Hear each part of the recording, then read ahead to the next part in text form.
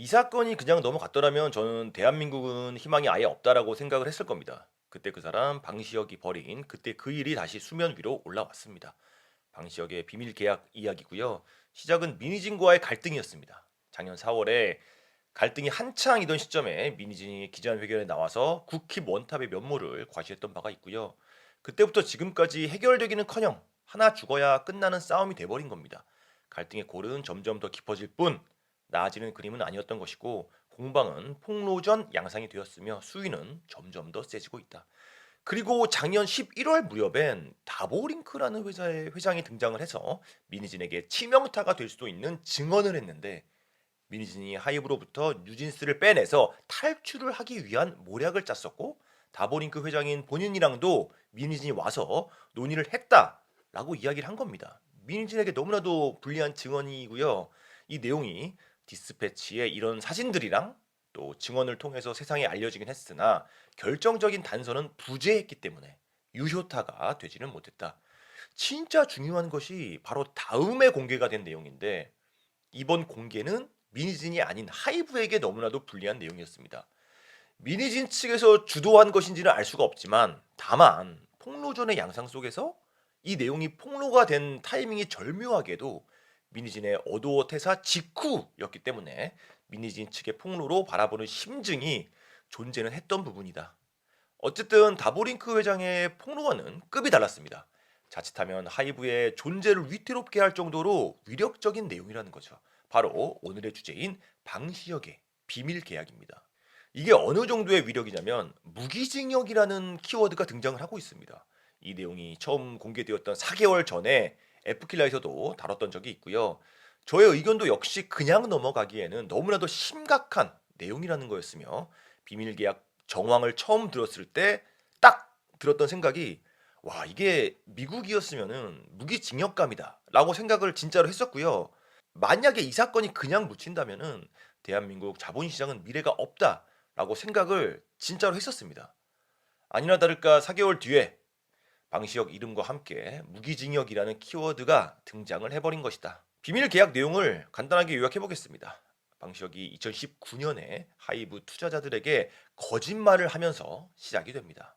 방시혁은 하이브가 IPO 그러니까 상장 준비를 하고 있으면서도 IPO 계획이 없다라는 거짓말로 투자자들을 속였습니다. 그러면서 방시혁 지인이 설립한 사모펀드에게 그 지분을 팔도록 유도를 했습니다. 그 당시 하이브 지분을 갖고 있었던 기존 투자자들은 기관이랑 벤처 캐피털 등이었고 회사의 창업자인 방시혁이 한 말이었기 때문에 그 말을 그대로 믿고 실제로 지분을 매도한 겁니다. 그러나 상장을 안 한다라는 것은 새빨간 거짓말이었으며 거짓말을 할 당시에도 하이브는 상장을 위해서 지정감사인 신청 등의 절차를 내부적으로 열심히 추진을 했던 상황이었습니다. 상장 계획이 없다라는 방시혁의 거짓말은 다분히 의도적일 수밖에 없는 게 그 이후에 방시혁이 엄청난 이익을 취했기 때문입니다. 방시혁 의장은 하이브가 상장하기 전인 2020년에 이미 방시혁의 지인이 설립한 사모펀드랑 지분 매각 차익의 30%를 공유하기로 약속을 했던 겁니다. 그러니까 상장 안 한다라고 거짓말했던 시점은 이미 상장한 다음에 거액을 받기로 약속을 한 이후라는 겁니다. 정리하면 기업 공개 계획이 없다라는 방시혁의 말을 듣고서 지분을 매각한 기존 주주들로부터 방시혁 지인이 만든 사모펀드가 하이브 지분을 다 사들였고 사들인 하이브 지분을 상장 직후에 사모펀드는 팔았고요. 그 판 돈의 30%는 방시혁에게 인마이 포켓이 되었으며 그것은 이미 약속이 되어 있던 거라는 겁니다. 한마디로 하이브의 대주주가 작전을 친 겁니다. 자본시장법을 매우 심각하게 위반을 한 것이다. IPO 이후에 방시혁은 약속했던 돈을 정산받았고요. 그 금액은 무려 4천억 원이었습니다. 현행 자본시장법에 따르면 위반 행위로 얻었거나 회피한 이익이 50억 원 이상일 경우에 무기 또는 5년 이상의 징역으로 가중 처벌을 한다라고 합니다. 방시혁의 부당이익의 스케일은 4천억 원입니다. 단순 계산을 해봐도 죽을 때까지로 나오기 때문에 무기징역이라는 말이 나오게 된 것이다. 여기서 끝이 아닙니다. 방시혁과 방시혁 지인이 설립했다가 작전이 끝난 뒤에 사라진 사모펀드의 계약 내용을 증권신고서에도 기재를 하지 않았습니다. 이렇게 거대한 규모의 거래 내용을 심지어 대주주가 거래한 내용을 이 내용이 어떻게 누락이 된 걸까? 이것이 누락이 될 정도면은 연루된 사람들이 모두 다 쉬쉬를 했다라는 건데 공범들은 과연 몇 명이나 될까? 한국 자본시장은 어쩌다가 이 지경이 된 걸까?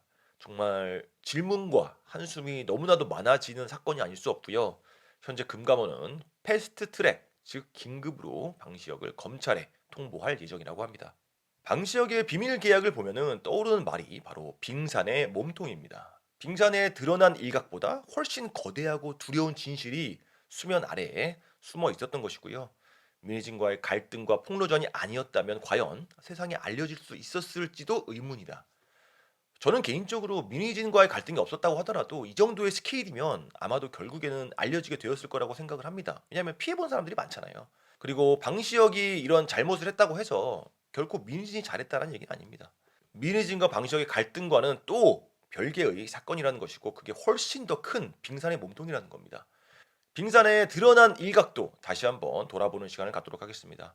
갈등의 시작점이죠. 민희진이 하이브로부터 받고자 했던 돈이 있었습니다. 바로 어도어의 풋 옵션, 바로 이 돈을 받느냐 마느냐 하는 것이 사건 발생의 시작점이라고 볼 수 있겠습니다. 돈을 달라는 민희진 측과 돈을 못 준다라는 하이브 측의 진흙탕 싸움으로 번지게 된 것이고요. 이 과정에서 노예 계약, 무속 경영, 회사 탈취, 과즙 세연 등의 민낯이 들춰지는 사례도 많았고요. 가장 중요한 풋옵션 내용을 보면은 민희진이 어두워 풋옵션을 행사해서 받아낼 수 있었던 금액은 그 당시 기준으로 대략 1,000억 원이었습니다. 자세히는 민희진이 어두워 지분의 18%를 가지고 있었고 이 18% 중에서 75%를 팔 수 있는 계약상의 권리가 있었던 겁니다. 그러니까 전체로 보면 어도어 지분 13.5%의 가치를 민희진이 하이브에게 팔 수가 있었던 상황이다. 어도어가 비상장 회사이기 때문에 회사의 가치를 매길 때 지난 2년간의 영업이익의 13배로 하자라는 것이 계약의 조건이었고 그렇게 계산을 했을 때 그 당시 민희진이 받는 돈이 약 1,000억 원이었다는 겁니다. 근데 뉴진스의 인기가 올라가면서 욕심이 생긴 것인지 풋옵션 계약 조건을 민희진 본인에게 유리한 방향으로 변경해 주기를 민희진이 요구를 했고요. 돌아보면은 문제를 키운 정확한 지점이 바로 이 지점이라고 볼 수가 있는 건데 민희진의 요구는 풋옵션으로 팔 때 영업이익의 13배의 가치로 계산을 해달라고 기존으로 돼 있던 것을 30배로 올려달라는 요구였고요. 또한 75%만 팔 수 있는 것이 아닌 100%를 모두 다 팔 수 있도록 제한을 풀어달라는 다소 무리한 요구였습니다. 즉 민희진은 주식 양도 제한 조항 삭제와 풋옵션 배율 상향을 요구한 것이고 하이브는 개인이 아닌 법인이기 때문에 계약 내용을 임의로 변경하는 것은 사실상 불가능한 상황이었습니다. 개인과의 거래에서도 상대방 측에게 일방적으로 유리한 변경은 쉽지가 않은 건데 개인도 아닌 법인이 그것도 대기업 집단이 진행하기에는 다소 무리가 있는 내용이라고 저도 생각을 하고요. 특히 회사에게 불리한 방향으로 계약을 변경하게 되면 제일 먼저 주주들이 가만히 있겠냐라는 거죠. 애초에 요구를 들어주는 것 자체가 가능하지가 않았다는 겁니다. 사람 마음대로 그렇게 쉽게 바꿀 수 있는 내용이 아닌 겁니다. 하이브의 대답은 민진을 배임 등의 혐의로 고발을 하는 것이었고 또한 대표이사에서 해임을 시키기 위한 절차를 밟았습니다. 이렇게 되면 풋옵션을 이행할 의무 자체가 사라져버리는 거니까 민희진 입장에서는 한 푼도 못 받을 수도 있는 상황이 발생해 버린다라는 거죠.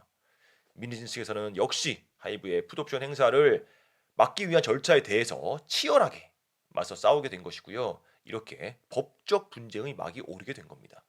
민희진의 풋옵션 보상 문제나 어도어에서 뉴진스가 이탈을 하는 문제나 서로가 서로의 명예를 훼손하는 문제 등등은 사실 회사 내부에 국한이 되는 갈등으로 머물러도 되는 수준의 것인 겁니다.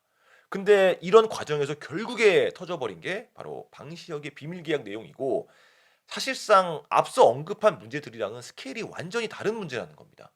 조사 과정과 처벌 수위도 달라질 수밖에 없을 것이다. 극악의 모럴 해저드 문제로 볼 수가 있겠습니다. 대한민국 자본시장 전체의 질서가 달린 문제며 관리 감독 체계가 정상적으로 작동할 것인가를 모두가 눈여겨봐야 할 것이다. 이번에 소개해드릴 제품은 오메가3 제품입니다. 시중에 파는 일반 오메가3 제품보다는 품질이 높은 제품이고요.